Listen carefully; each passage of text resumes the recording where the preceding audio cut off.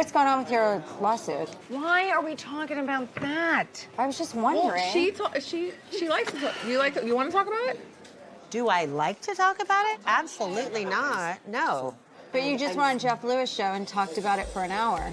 I have absolutely the right to say that what is getting put out there about me is wrong. People are saying that I borrowed $75,000 for a facelift, and I didn't. There was no promissory note, nothing discussed prior, and after, never asked me for the money. Then a day or two later, he sends me a promissory note. I was freaking livid because you don't know how many times, and I said this on the radio show. He sent you a promissory note? Yes. That's the first time I've heard that. Maybe the money was a loan? I don't know. I know for a fact that Shannon borrowed that money. She told me she borrowed the money. And I see his point of view. I'd probably sue your ass too. Shannon, are there any communications where it says There is one a few days after the promissory note, and I'm going to get I'm in a lawsuit right now. You just talked about it for an hour. But I'm talking. I was shocked that you would talk about it for an hour on Jeff's show if you're in a I talked to my lawsuit. attorney beforehand, and he said, they keep firing away at you. You can tell the truth. And there's something you said that was a lie. What did I say? That's a lie. Well, I'm not sure I would call it a lie, but this was disturbing to me, is that you came to my room in Sonoma, and you showed me a very disturbing picture of you.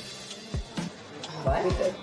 The fact that you're bringing this up right now, you know what? Wait, let her finish, Shannon. Let me just finish. Let her finish, honey. No, but you came to me and you told me, you said all these things about John and what happened after that accident. But then when I heard you on Jeff, he says to you... How did he not hear it? Has that ever occurred to you? I haven't really thought about it, Jeff.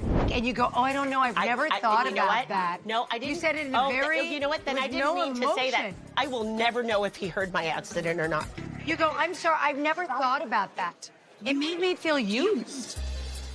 To me, it feels like Shannon told me on purpose in that moment, at that period of time, so that it would be on camera that way, so it would get out to the group that way. Is this propaganda? I feel used. How does Heather turn that into something about her? That's defamation. No one will ever know the answer, whether he heard or not. I trusted her to confide in. And I'm telling you right now, I know I made a mistake. It made me feel, whether this was your intention or not, I'm telling you, it made me feel used that you wanted to tell me this for, I don't know why. But you're her friend, so she's just communicating. It's like used. Thank you. Heather feeling used because Shannon needs her as a sounding board makes me go, gosh, what if I was in a spot? Maybe Heather's not the first phone call I make. She felt comfortable saying it to you. This is classic Shannon. Like, she used to have me all the time. Like, can you say this about David? And then I'll be like, hey, girls, you know, da-da-da-da. And she'd be like, oh, my God, don't say that. Where'd you hear that? Girl, you set this whole thing up.